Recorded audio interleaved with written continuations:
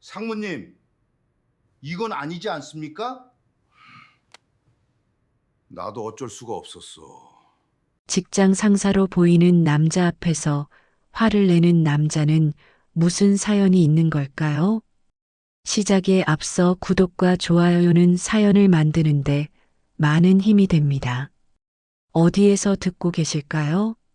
댓글 남겨주시면 그곳에 항상 건강과 행복이 가득하길 기원합니다. 그럼 시작하겠습니다.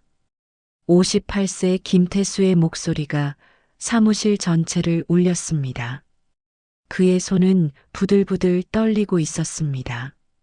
손에 쥔 건 기대했던 퇴직금 통장이 아니라 회사부도 통지서였습니다. 20년. 그가 이 회사에 바친 세월이었습니다. 새벽같이 출근하고 야근도 마다하지 않았던 그 모든 시간들이 한순간에 물거품이 되어버린 것입니다. 상무님은 고개를 들지 못한 채 중얼거렸습니다. 미안하다고, 자신도 어쩔 수 없다고. 하지만 그 말이 태수에게 무슨 위로가 될 수 있겠습니까? 태수의 머릿속은 하얘졌습니다. 대학교 2학년인 딸아이의 다음 학기 등록금은 어떻게 하죠? 아내에게는 뭐라고 말해야 할까요? 지난달에 카드로 긁어놓은 생활비는요? 사무실을 나서는 태수의 발걸음은 천근만근이었습니다. 엘리베이터 안에서 거울에 비친 자신의 모습을 봤습니다. 언제부턴가 머리는 희끗희끗해졌고 얼굴엔 깊은 주름이 패여 있었습니다. 58세. 이제 다시 시작하기엔 너무 늦은 나이가 아닐까요? 퇴직금 없이 당장 내일부터 뭘 먹고 살아야 할까요? 회사 건물을 빠져나온 태수는 무작정 걸었습니다. 12월의 찬바람이 뺨을 때렸지만 느껴지지 않았습니다. 그저 앞만 보고 걸었습니다. 어느새 집 근처 동네까지 걸어온 것 같았습니다. 다리에 힘이 풀려 슈퍼 앞 벤치에 주저앉았습니다. 이제 집에 들어가 아내에게 말해야 합니다. 그 생각만으로도 숨이 막혔습니다. 벤치에 앉아 고개를 떨군 채 멍하니 있는 태수에게 누군가 다가왔습니다. 낯익은 목소리가 들렸습니다. 야, 김태수 맞지? 진짜 오랜만이네. 고개를 들어보니 옛 초등학교 동창 박철민이 환하게 웃고 있었습니다. 45년 만에 재회였습니다. 철민은 여전히 그때 그 모습 같았습니다. 조금 나이가 들긴 했지만 그 특유의 밝은 미소는 그대로였습니다. 태수는 힘없이 고개를 끄덕였습니다. 철민은 태수 옆에 앉으며 물었습니다. 여기서 뭐 하느냐고, 얼굴이 왜 그렇게 안 좋으냐고. 평소 같았으면 괜찮다고 둘러댔을 텐데 오늘만큼은 그럴 기력조차 없었습니다. 태수는 모든 것을 털어놨습니다. 20년간 다닌 회사가 부도났다는 것, 퇴직금을 한 푼도 못 받게 됐다는 것, 앞으로 어떻게 살아야 할지 막막하다는 것. 철민은 묵묵히 듣고 있었습니다. 태수의 이야기가 끝나자 철민은 잠시 침묵했습니다. 그리고는 천천히 입을 열었습니다. 자신도 10년 전에 비슷한 일을 겪었다고, 작은 식당을 하다가 빚을 지고 망했다고, 그때 정말 죽고 싶었다고, 하지만 한 친구가 손을 내밀어 줬다고, 그 친구 덕분에 다시 일어설 수 있었다고, 그때 깨달았답니다. 인생은 혼자 사는 게 아니라는 것을, 사람이 사람에게 얼마나 큰 힘이 되는지를. 철민의 눈빛에는 진심이 담겨 있었습니다. 태수는 그 눈빛을 보며 가슴 한구석이 뜨거워지는 걸 느꼈습니다. 철민이 슈퍼를 가리키며 말했습니다. 저 슈퍼가 자기 거라고. 크진 않지만 나름 단골도 많고 꾸준히 손님이 찾아온다고. 그리고는 태수에게 제안했습니다. 함께 일해보지 않겠냐고. 태수는 그 말에 어이가 없었습니다. 자신이 누군지 아느냐고 되물었습니다. 대기업 경리부에서 20년을 일한 사람이라고, 회계 업무를 도맡아 처리하던 사람이라고, 그런 자신 보고 슈퍼 점원을 하라니 그게 말이 되냐고. 철민은 태수의 반응을 예상했다는 듯 담담하게 대답했습니다. 자존심이 밥 먹여주냐고. 경력이 당장 내일 아침밥을 차려주냐고. 지금 당장 필요한 건 자존심이 아니라 돈 아니냐고. 현실을 직시하라고 했습니다. 태수는 화가 치밀어 올랐습니다. 얼굴이 붉어졌습니다. 그리고는 소리쳤습니다. 철민이 원래 이랬다고. 초등학교 때도 도시락 반찬 하나 안 나눠주던 구두쇠였다고. 친구라면서 이런 식으로 무시하냐고. 철민은 전혀 화내지 않았습니다. 오히려 조용히 인정했습니다. 그래, 자신이 구두쇠 맞다고. 쓸데없이 돈 낭비하지 않고 한 푼 두 푼 모으고 계획적으로 살았다고. 그래서 망하지 않고 여기까지 올 수 있었다고. 철민은 명함을 꺼내 태수에게 건넸습니다. 그리고는 천천히 슈퍼로 들어가면서 말했습니다.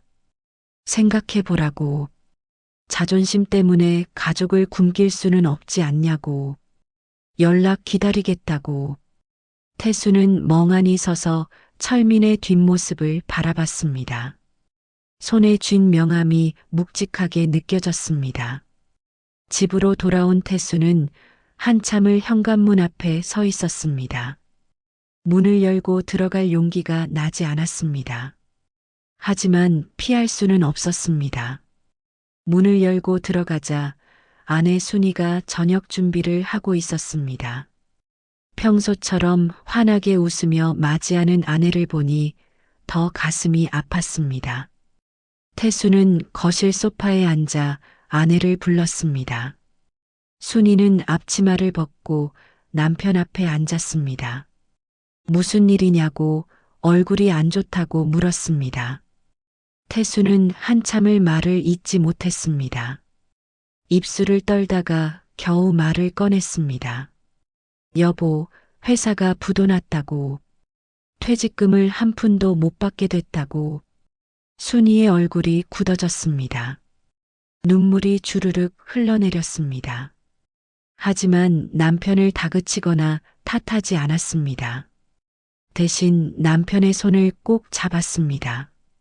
괜찮다고, 우리 다시 시작하면 된다고, 당신 잘못이 아니라고, 함께 헤쳐나가자고. 그날 밤 태수는 잠을 이루지 못했습니다. 침대에 누워 천장만 바라봤습니다. 옆에선 아내가 잠든 척하며 흐느끼는 소리가 들렸습니다. 가슴이 미어졌습니다. 옷장 위에 놓아둔 철민의 명함이 자꾸 눈에 밟혔습니다. 새벽 3시쯤 됐을까요? 태수는 조용히 일어나 명함을 집어들었습니다. 명함을 보다가 문득 어린 시절 철민의 모습이 떠올랐습니다. 가난했던 철민.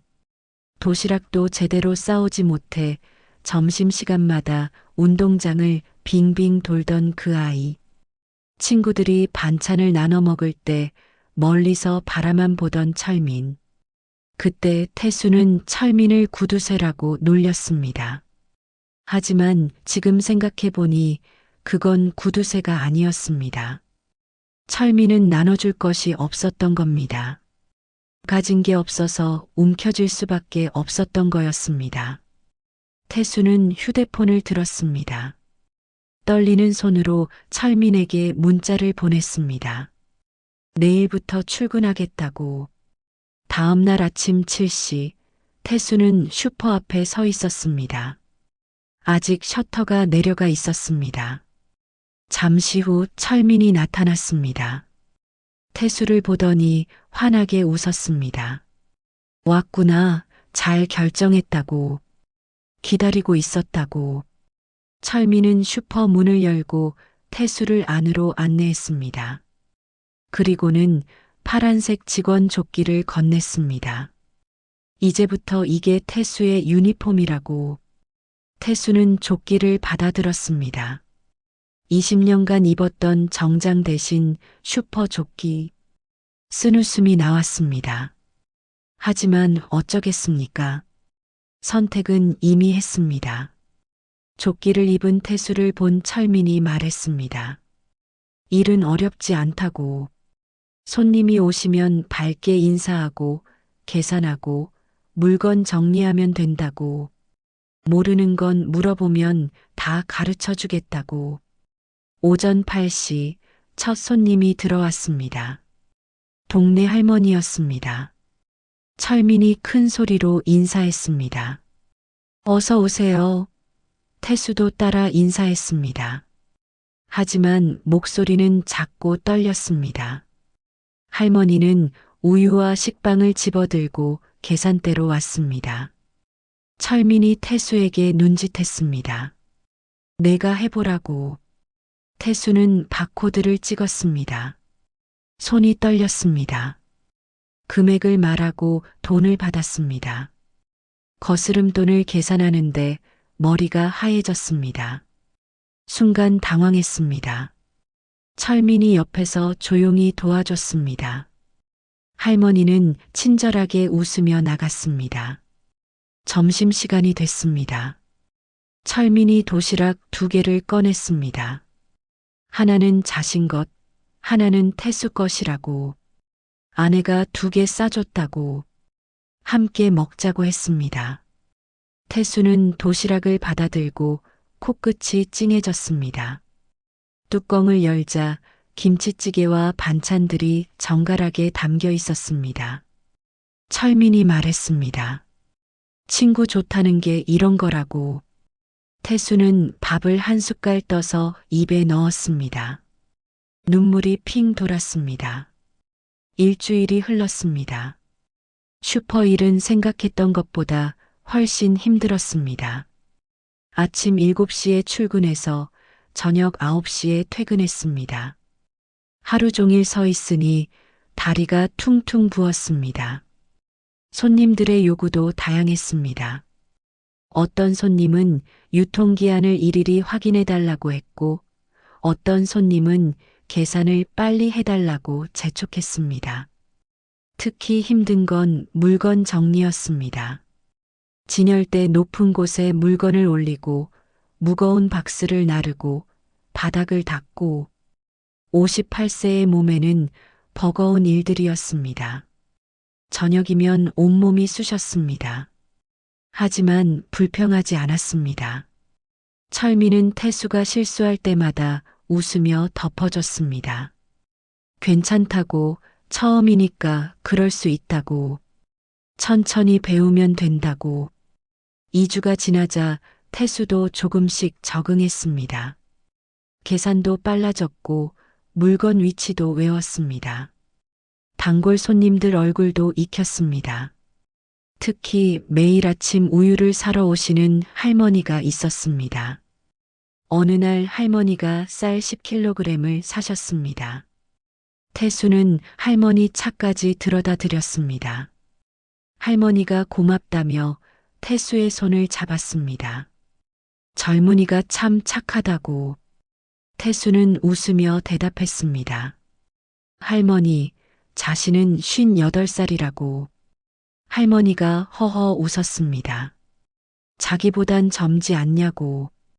어느 금요일 저녁이었습니다. 장사를 마치고 철민이 봉투 하나를 건넸습니다. 태수의 2주치 급여였습니다. 태수는 봉투를 열어봤습니다. 생각보다 많은 돈이 들어 있었습니다. 너무 많은 것 같다고 하자 철민이 고개를 저었습니다. 당연한 거라고. 태수가 일한 만큼 준 거라고. 오히려 태수가 일을 잘해서 자기가 편해졌다고. 태수는 봉투를 꼭 쥐었습니다. 20년 만에 받아본 첫 급여. 액수는 예전 월급의 절반도 안 됐지만 그 어느 때보다 뜨겁게 느껴졌습니다. 이 돈은 자존심을 버리고 얻은 돈이었습니다. 친구의 손을 잡고 다시 일어서서 번 돈이었습니다. 집으로 돌아가는 길, 태수는 봉투를 품에 안았습니다. 아내에게 줄 생각에 발걸음이 가벼워졌습니다. 한 달이 지났습니다. 태수는 이제 슈퍼 일에 완전히 적응했습니다. 아침에 눈을 뜨면 자연스럽게 슈퍼 생각이 났습니다. 오늘은 어떤 손님들이 올까? 어떤 물건이 많이 팔릴까? 예전 회사 생각은 점점 희미해졌습니다. 어느 날 저녁 철민이 태수에게 제안했습니다. 내일 새벽 시장에 같이 가자고. 물건을 직접 보고 사입하는 게 슈퍼 운영의 핵심이라고. 태수는 흔쾌히 그러겠다고 했습니다. 다음 날 새벽 4시 두 사람은 시장으로 향했습니다. 시장은 활기로 가득했습니다. 상인들의 호객 소리, 신선한 채소 냄새, 오가는 사람들. 철민은 익숙하게 이곳저곳을 돌아다녔습니다. 과일 가게 주인과 가격을 흥정하고 채소 상태를 꼼꼼히 확인했습니다. 태수는 철민의 모습이 새롭게 보였습니다. 과일 가게에서 사과를 고르던 철민이 말했습니다. 보기엔 멀쩡해 보이지만 뒤쪽에 흠집이 있는 거라고. 이런 걸 모르고 사면 손해라고. 장사는 디테일이라고. 한 푼 두 푼이 모여서 이익이 되고 그게 쌓여서 살아남는 거라고. 태수는 철민의 말을 듣다가 깨달았습니다. 철민이 구두쇠가 아니었다는 것을. 철민은 그저 현명했던 겁니다. 낭비하지 않고 계획적으로 살고 작은 것도 소중히 여기는 사람. 그래서 망하지 않고 여기까지 온 거였습니다. 시장에서 돌아온 두 사람은 함께 물건을 정리했습니다. 땀을 흘리며 일하는 중에 철민이 물었습니다. 태수야, 너 후회하지 않느냐고. 대기업 다니다가 이런 일 하게 됐는데. 태수는 잠시 생각하다가 대답했습니다. 처음엔 창피했다고. 자존심도 상했다고. 하지만 지금은 아니라고. 오히려 뭔가 배우고 있다는 느낌이라고. 철민이 웃었습니다. 그래, 인생은 끝이 아니라고. 다시 시작할 수 있다고. 나이는 숫자일 뿐이라고. 그날 오후 슈퍼에 낯선 남자가 들어왔습니다. 정장을 입은 40대 중반쯤 되어 보이는 남자였습니다. 남자는 슈퍼 안을 둘러보다가 태수를 발견했습니다. 그리고는 놀란 표정을 지었습니다. 김 과장님? 여기서 웬일이세요? 태수는 그 남자를 알아봤습니다. 예전 회사 후배였던 정민수였습니다. 태수의 얼굴이 굳었습니다.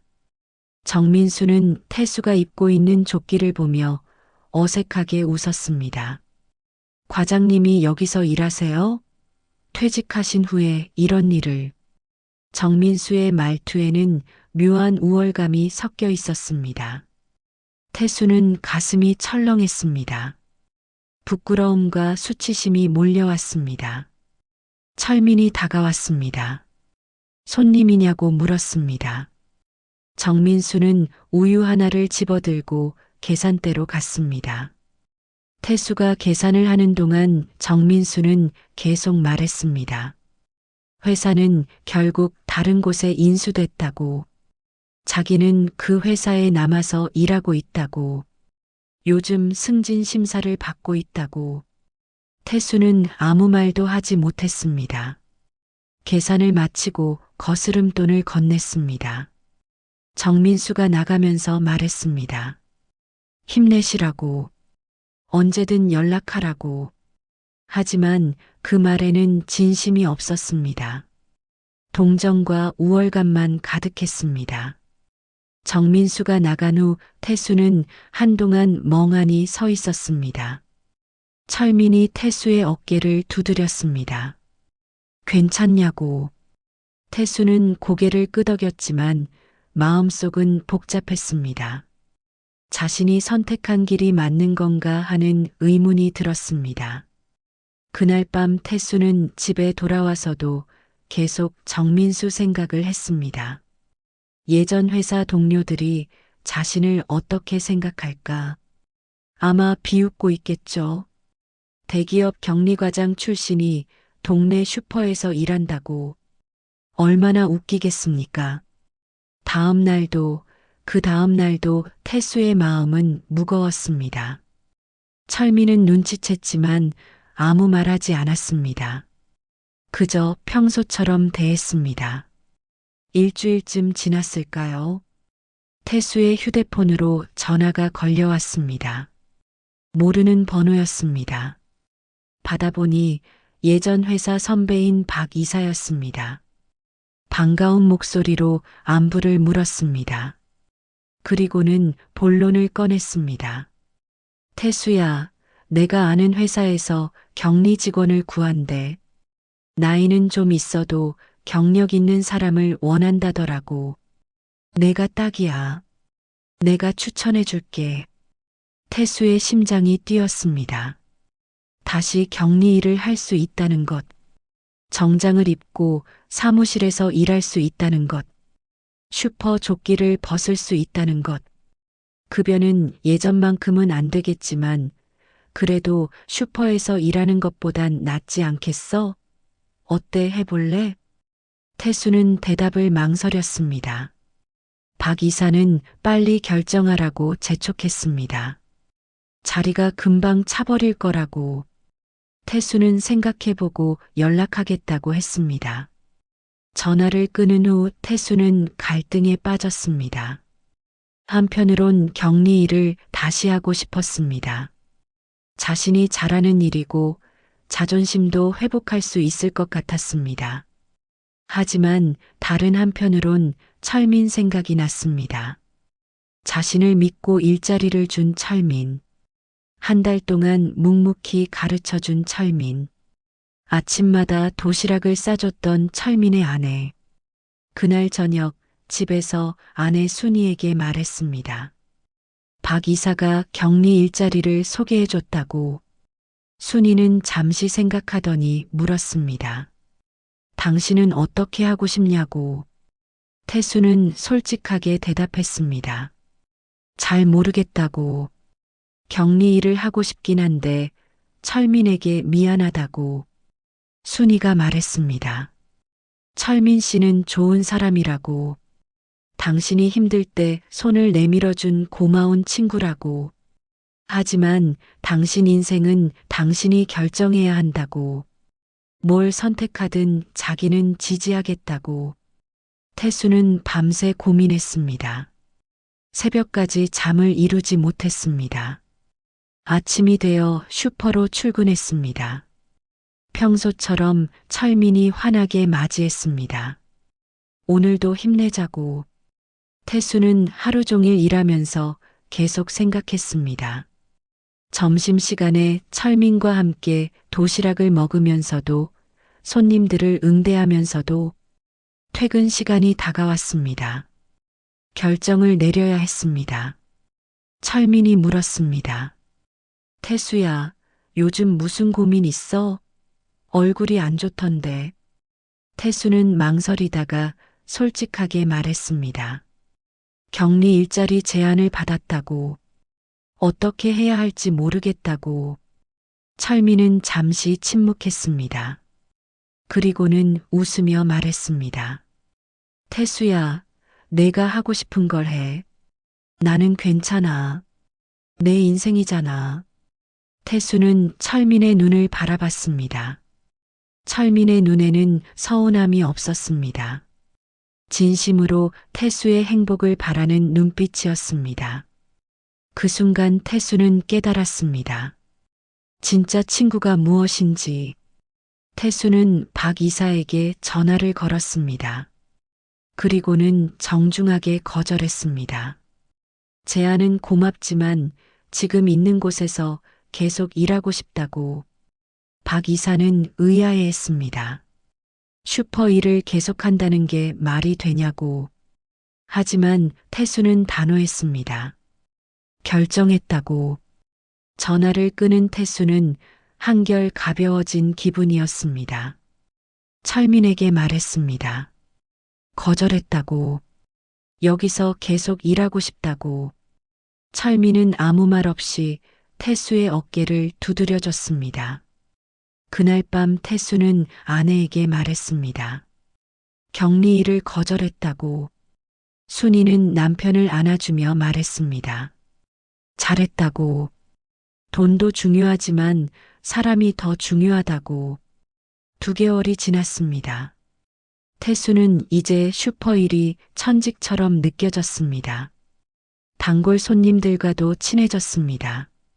매일 아침 우유를 사러 오시는 할머니는 이제 태수를 아들처럼 대했습니다.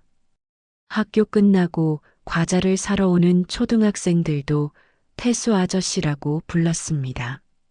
어느 토요일 오후였습니다. 손님이 별로 없는 한가한 시간이었습니다. 철민과 태수는 계산대에 앉아 커피를 마시고 있었습니다. 철민이 문득 말했습니다. 태수야, 고맙다. 태수가 놀라서 물었습니다. 뭐가 고맙냐고. 너 덕분에 많이 배웠어. 사람을 대하는 법, 겸손하게 사는 법. 나도 옛날엔 자존심이 세서 혼자 다 하려고 했거든. 그래서 망했어. 근데 너 보니까 알겠더라. 내려놓을 줄 아는 게 진짜 용기라는 거. 태수는 철민의 말에 가슴이 뜨거워졌습니다.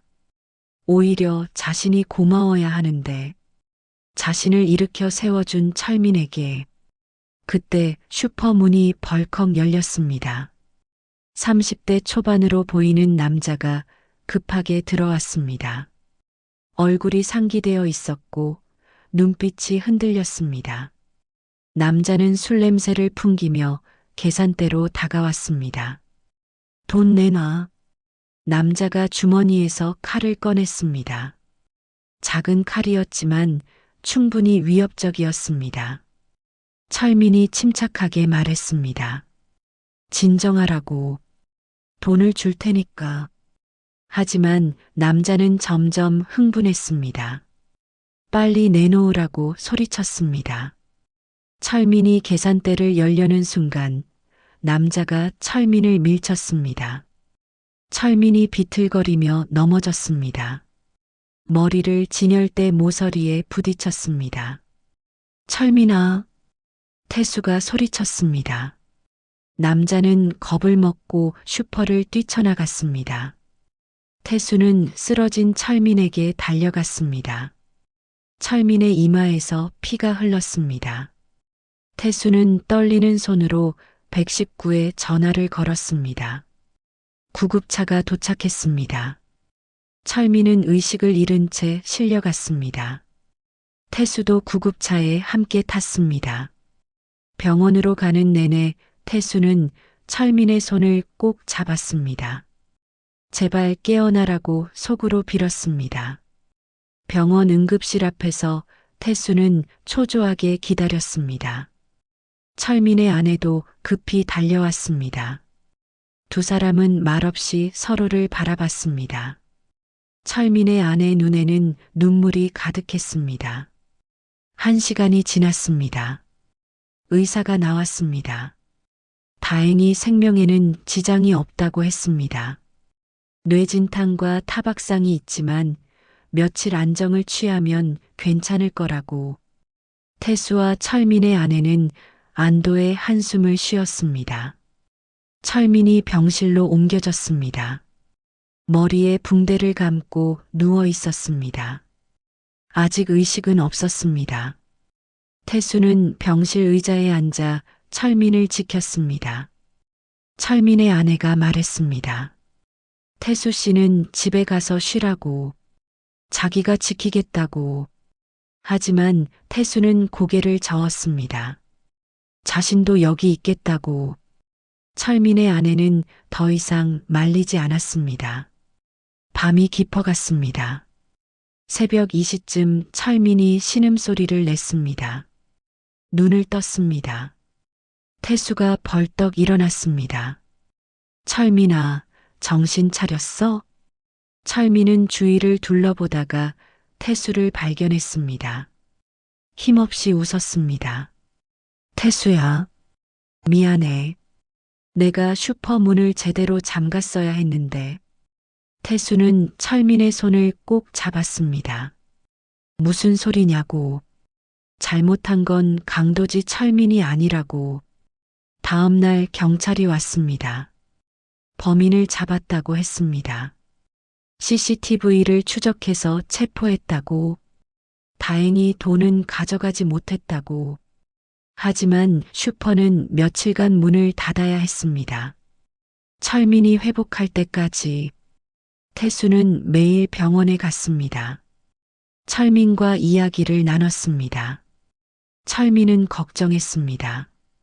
슈퍼를 닫으면 손님들이 다른 곳으로 가버릴 거라고, 장사가 안 될 거라고. 태수가 말했습니다. 걱정하지 말라고. 자신이 뭔가 방법을 찾아보겠다고. 철민은 고맙다며 태수의 손을 꼭 쥐었습니다. 사흘 후 철민이 퇴원했습니다. 아직 완전히 회복된 건 아니었지만 집에서 안정을 취해도 된다고 했습니다. 태수는 철민을 집까지 모셨습니다. 태수야, 슈퍼는 어떻게 할 거야? 철민이 물었습니다.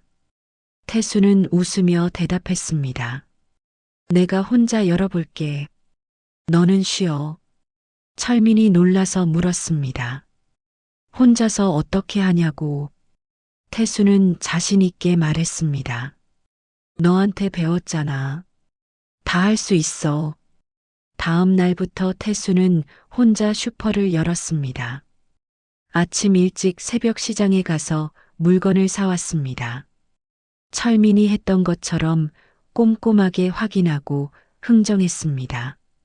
슈퍼로 돌아와 진열하고 청소하고 문을 열었습니다. 단골 손님들이 하나둘씩 찾아왔습니다. 사장님은 어디 갔냐고 물었습니다. 태수는 철민이 다쳐서 쉬고 있다고 설명했습니다. 손님들은 걱정했습니다. 빨리 나으라고 전해달라고 했습니다. 태수는 하루 종일 혼자 일했습니다. 바쁘고 힘들었지만 뿌듯했습니다. 저녁에 문을 닫고 매출을 정산했습니다. 생각보다 괜찮았습니다. 철민에게 전화를 걸어보고 했습니다. 철민아, 오늘 매출 괜찮았어. 걱정하지 마. 철민의 목소리에서 안도감이 느껴졌습니다. 고맙다, 태수야. 진짜 고맙다. 일주일이 지났습니다. 태수는 혼자서 슈퍼를 운영하는데 완전히 익숙해졌습니다. 새벽에 일어나 시장에 가고 물건을 정리하고 하루 종일 손님을 맞이했습니다. 밤늦게 집에 돌아가면 온몸이 쑤셨지만 마음은 가벼웠습니다. 아내 순이도 도와주기 시작했습니다. 낮 시간에 몇 시간씩 슈퍼에 와서 계산을 도왔습니다. 부부가 함께 일하니 더 수월했습니다. 손님들도 좋아했습니다. 사장님 내외가 참 다정하다고 칭찬했습니다. 어느 날 오후 단골 할머니가 슈퍼에 들어오셨습니다.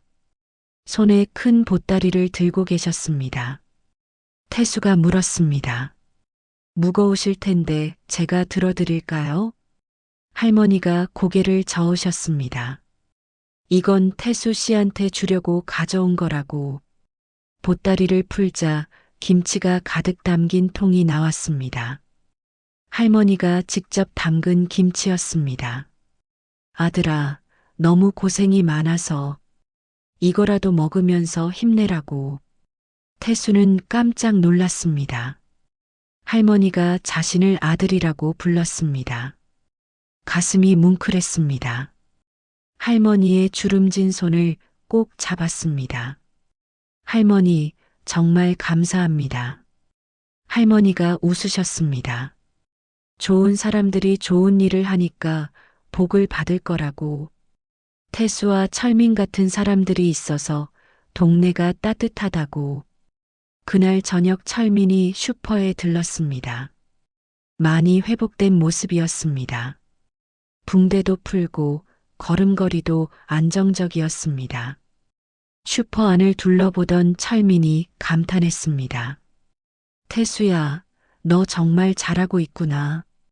진열도 깔끔하고 물건도 잘 채워놨네. 태수는 쑥스럽게 웃었습니다. 선생님께 배운 대로 했을 뿐이라고. 철민이 태수의 어깨를 두드렸습니다. 내일부터 나도 나올게. 이제 괜찮아. 아직 무리하지 마. 조금만 더 쉬어. 괜찮아. 너 혼자 너무 고생시킬 순 없지. 두 사람은 함께 웃었습니다. 그 모습을 본 순이도 미소 지었습니다. 이렇게 좋은 친구가 있다는 게 얼마나 큰 축복인지 새삼 느꼈습니다. 다음 날부터 철민도 복귀했습니다. 처음엔 가벼운 일만 했습니다. 계산하고 손님 맞이하는 정도. 무거운 일은 태수가 도맡았습니다. 두 사람은 호흡이 완벽했습니다. 말하지 않아도 서로가 무엇을 해야 할지 알았습니다. 어느 저녁이었습니다. 장사를 마치고 정산을 하는데 철민이 말했습니다. 태수야, 사실 내가 너한테 할 말이 있어. 태수가 고개를 들었습니다. 철민의 표정이 진지했습니다. 이 슈퍼, 우리 둘이 같이 하면 어떨까? 태수는 무슨 말인지 이해하지 못했습니다. 철민이 설명했습니다. 동업을 하자는 거라고. 태수를 정식 공동 사장으로 만들고 싶다고. 이익도 반반 나누고. 철민아, 그건 너무. 태수야, 너 없었으면 나 큰일 날 뻔했어. 다쳤을 때 혼자서 슈퍼 지켜준 것도 고맙고. 무엇보다 너랑 같이 일하는 게 행복해. 진심이야. 태수는 할 말을 잃었습니다. 눈시울이 붉어졌습니다. 철민이 계속 말했습니다. 우리 어릴 때부터 친구였잖아. 40년 만에 다시 만났는데 이게 우연이겠어? 운명이야. 우리 같이 이 슈퍼 키워보자. 태수는 한참을 아무 말도 하지 못했습니다. 그저 고개만 끄덕였습니다. 두 사람은 악수를 나눴습니다. 굳건한 악수였습니다. 1년이 흘렀습니다. 태수와 철민의 슈퍼는 동네에서 가장 인기 있는 가게가 되었습니다. 두 사람의 친절함과 정직함이 소문났습니다. 단골 손님들이 늘었고 매출도 꾸준히 올랐습니다. 태수는 자신의 격리 경험을 살려서 장부 정리를 완벽하게 했습니다. 매출 분석도 하고 재고 관리도 체계적으로 했습니다. 철민은 물건 사입과 손님 관리를 맡았습니다. 두 사람의 장점이 완벽하게 조화를 이뤘습니다. 어느 봄날이었습니다. 슈퍼 앞에 벚꽃이 흩날렸습니다. 태수는 밖에서 청소를 하고 있었습니다.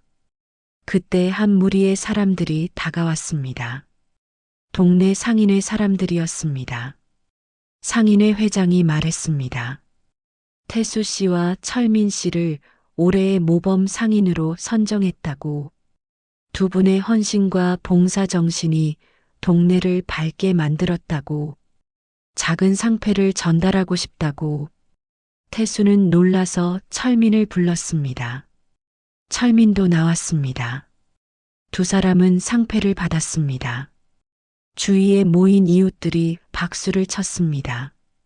태수는 상패를 보며 눈물을 참았습니다. 1년 전만 해도 절망에 빠져 있었습니다. 퇴직금도 못 받고 앞으로 어떻게 살아야 할지 막막했습니다. 하지만 지금은 달랐습니다. 믿을 수 있는 동업자가 있고 따뜻한 이웃들이 있고 보람 있는 일이 있었습니다. 그날 저녁 슈퍼를 닫고 철민과 태수는 소주 한 잔을 했습니다. 오랜만에 두 사람만의 시간이었습니다. 철민이 잔을 들었습니다. 태수야, 우리 참 먼 길 돌아왔지? 태수도 잔을 들었습니다. 그러게. 근데 돌아온 길이 나쁘지 않았어. 두 사람은 잔을 부딪혔습니다. 철민이 말했습니다. 사실 말이야, 초등학교 때 너한테 미안한 게 있었어. 태수가 고개를 갸우뚱했습니다. 철민이 계속했습니다. 너 나보고 구두쇠라고 했잖아. 그때 화났었거든.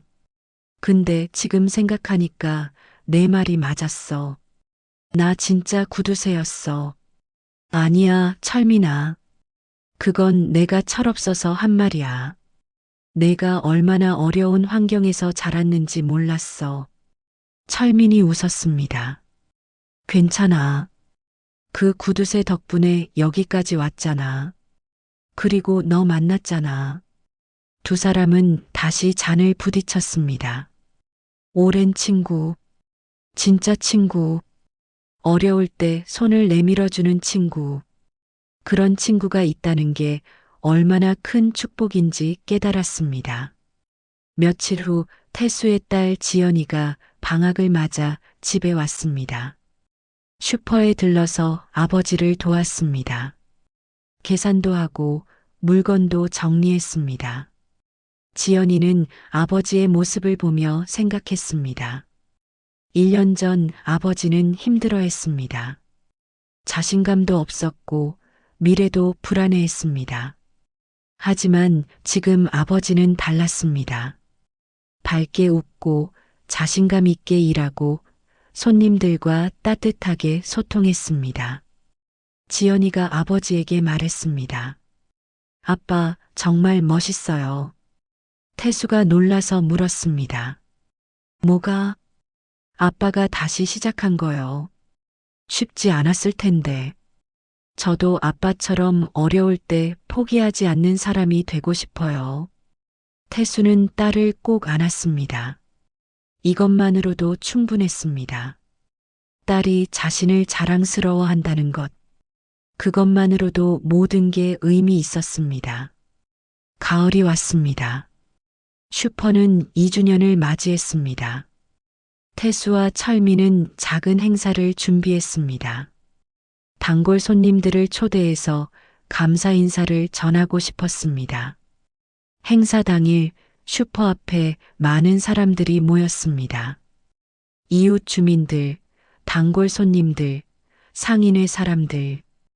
태수와 철민은 준비한 음식과 음료를 대접했습니다. 우유 할머니가 축사를 했습니다.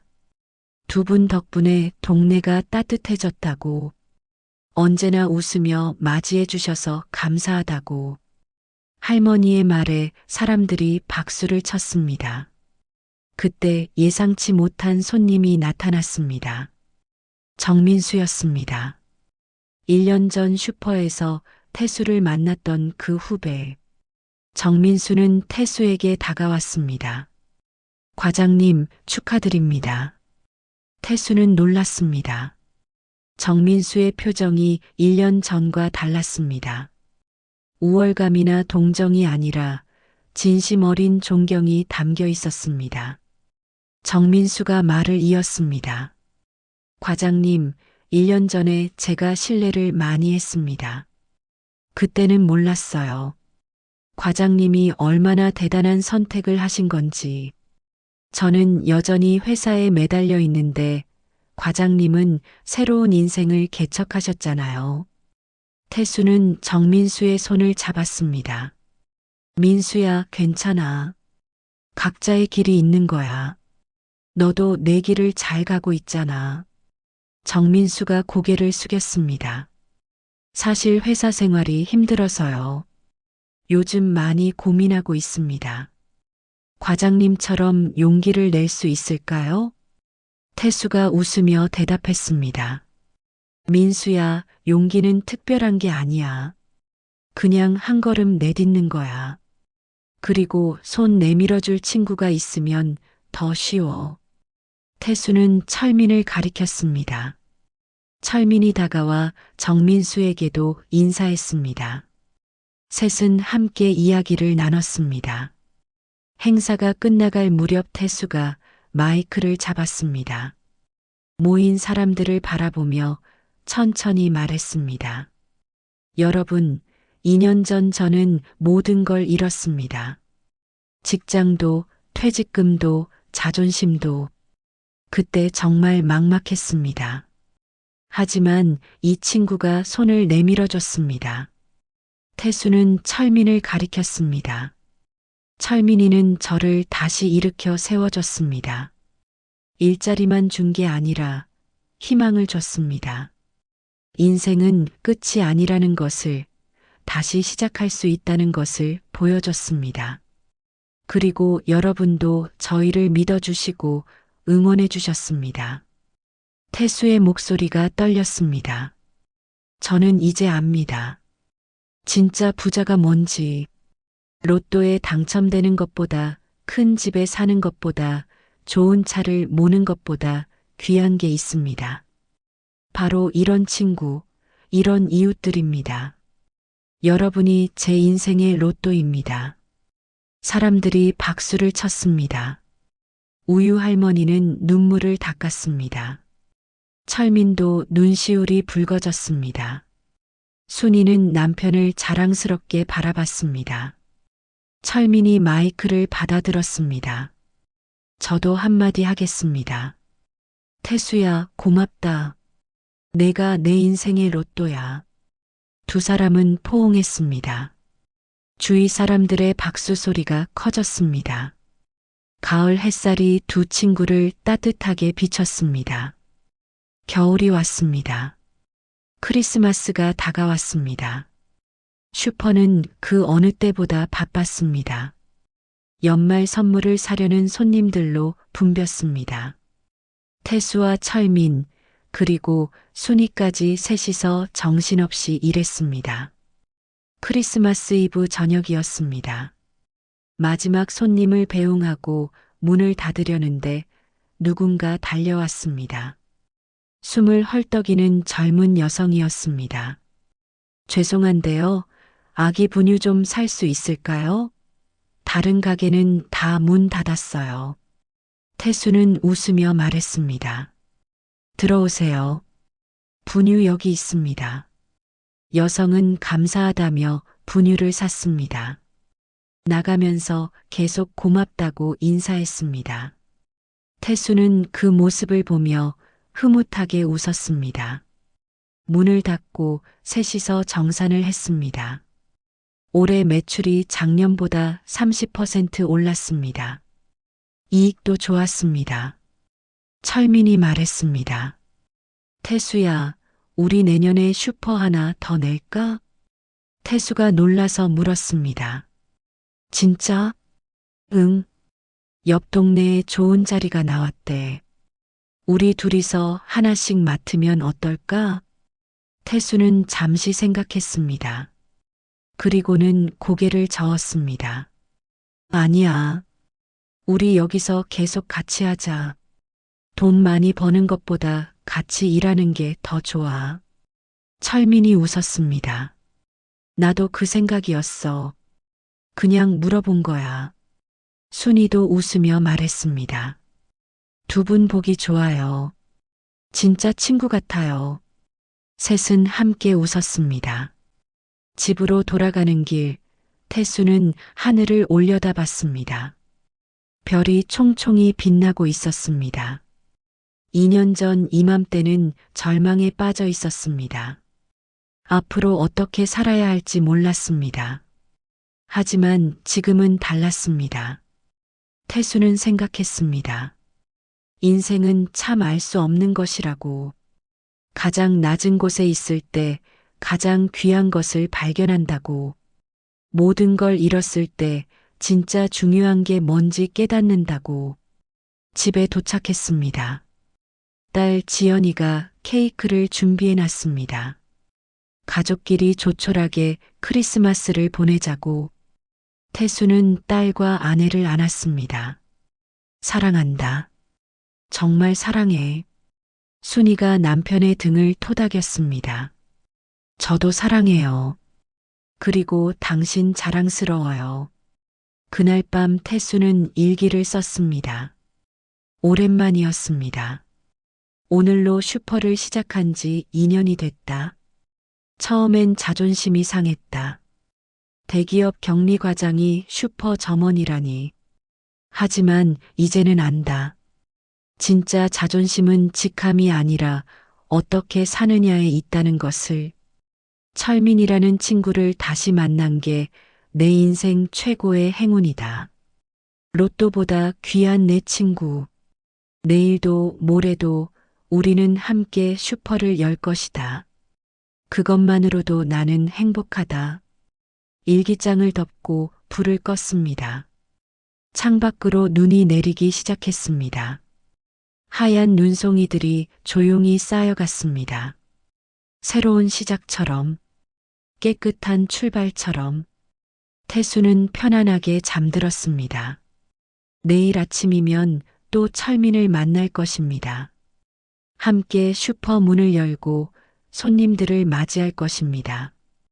그 평범한 일상이 가장 큰 축복이라는 것을 이제는 압니다. 인생의 하반기, 다시 시작할 수 있다는 희망, 그리고 함께할 친구. 이것이면 충분했습니다.